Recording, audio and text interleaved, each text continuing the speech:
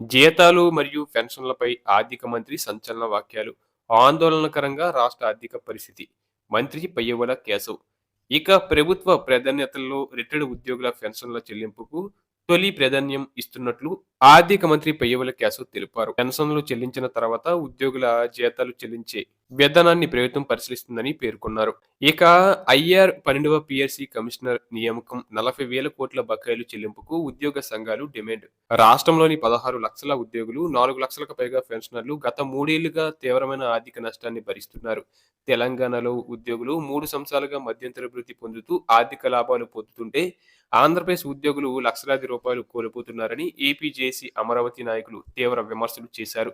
ఎన్నికల ముందు ఇచ్చిన హామీలు అమలు చేయకపోవడం పట్ల తీవ్ర నిరాశ వ్యక్తం చేస్తూ తక్షణం ఐఆర్ ప్రకటించి 12వ పిఎస్సి కమిషనర్ను నియమించాలని, పెండింగ్లో ఉన్న 40,000 కోట్లకు పైగా బకాయిలను ముందుగా చెల్లించాలని డిమాండ్ చేశారు. ఇక ఏపీ జేఏసీ అమరావతి ఆధ్వర్యంలో విజయవాడలో నిర్వహించిన మీడియా సమావేశంలో ఉద్యోగ సంఘాల నాయకులు ఈ విషయాన్ని స్పష్టంగా ఎత్తి చూపారు.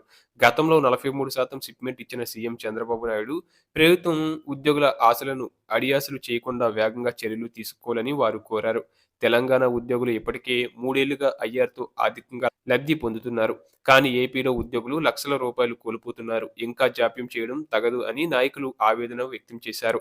ఇక ఉద్యోగ సంఘాలు ముఖ్యంగా కోరుచున్నది ఏంటంటే, ఎన్నికల ముందు ఇచ్చిన హామీ మేరకు తక్షణం మధ్యంతర వృత్తి ఐఆర్ ప్రకటించాలని, ఖర్చులు లేని విధంగా 12వ పీఆర్సీ కమిషనర్‌ను వెంటనే నియమించి 90 రోజుల్లో నివేదిక తెప్పించి ప్రకటించాలని డిమాండ్ చేస్తున్నారు. గత ప్రభుత్వ హయాంలోని బకాయిలతో పాటు ప్రస్తుత ప్రభుత్వం కింద చెల్లించాల్సినవి కలిపి సుమారు 40,000 కోట్లకు పైగా బకాయిలను, ముఖ్యంగా రిటైర్డ్ చనిపోయిన ఉద్యోగుల సెటిల్మెంట్‌లు తక్షణం చెల్లించాలని సంఘాలు డిమాండ్ చేశాయి.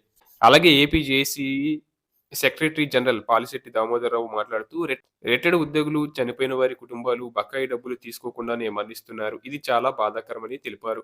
ముఖ్యమంత్రి ఇతర హామీలన్నీ నెరవేరుస్తున్నారు కానీ ఉద్యోగుల హామీల్లో వెనకడుగు వేయడం నిరాశ కలిగిస్తుందని ఆయన ఆవేదన వ్యక్తం చేశారు. అలాగే మహిళా విభాగం చైర్పర్సన్ పారే లక్ష్మి, సెక్రటరీ జనరల్ పొన్నూరు విజయలక్ష్మి మాట్లాడుతూ, అమరావతికి చట్టబద్ధత కల్పించినందుకు ప్రధాని మోదీకి, ముఖ్యమంత్రి చంద్రబాబు నాయుడుకు ధన్యవాదాలు తెలిపారు. అయితే ఉద్యోగులకు ఇంటి స్థలాలు త్వరగా కేటాయించాలని, బకాయిలు, ఐఆర్, పీఆర్సీ విషయాల్లో కూడా ఉద్యోగులకు భద్రత, భరోసా కల్పించాలని ఈ విధంగా వారు కోరడం జరిగింది.